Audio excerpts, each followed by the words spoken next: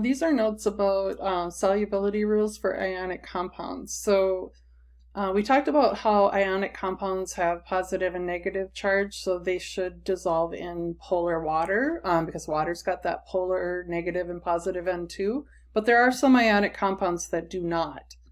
So why is that?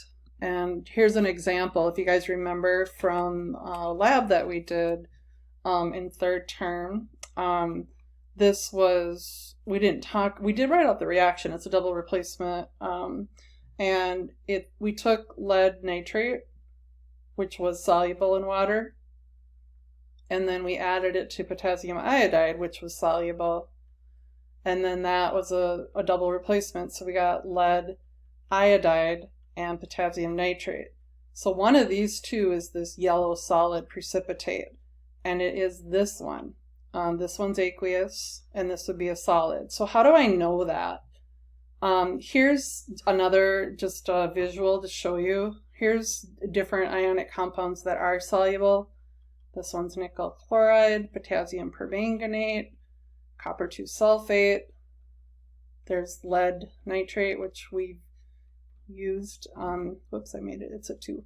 But here's 2 that are insoluble. This is silver chloride, and this looks a lot like our lead 2 iodide, but this is cadmium sulfide. So there are rules that we can use, and you will, this will be in the lesson, and you can definitely use these on the test. So what's going to happen is we can look at any compound and predict whether or not it's soluble. Will it dissolve in water? So in order for something to dissolve, the reason why some things don't is because you have to break all of the IMFs of the solute, break all of the IMFs of the solvent, like water, and form new IMFs between the solute and the solvent.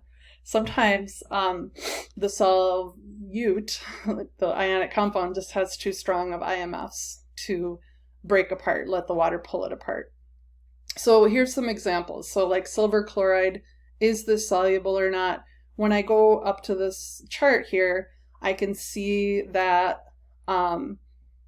we are going to look for one of the 2 parts. So I'm going to focus on the chloride part here. So chlorides are soluble. So soluble means it's going to be aqueous. And then they're soluble except for when they're with these one of these 3 heavy metals, which it is. So this is not soluble. So it would be, if we were to like put a state symbol, we would put an S for solid.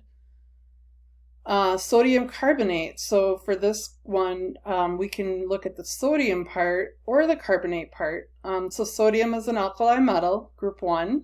So according to this, group 1 compounds are going to all be soluble except for lithium fluoride, which this isn't. So we know that this sodium carbonate is going to be soluble or aqueous. And you can also go for the other part of the compound. We could look at the carbonates are normally insoluble except for when they're with a group 1 element, which sodium is. And then lastly, we have iron 3 acetate as an example. And then for this one, I'm going to focus on the acetate part.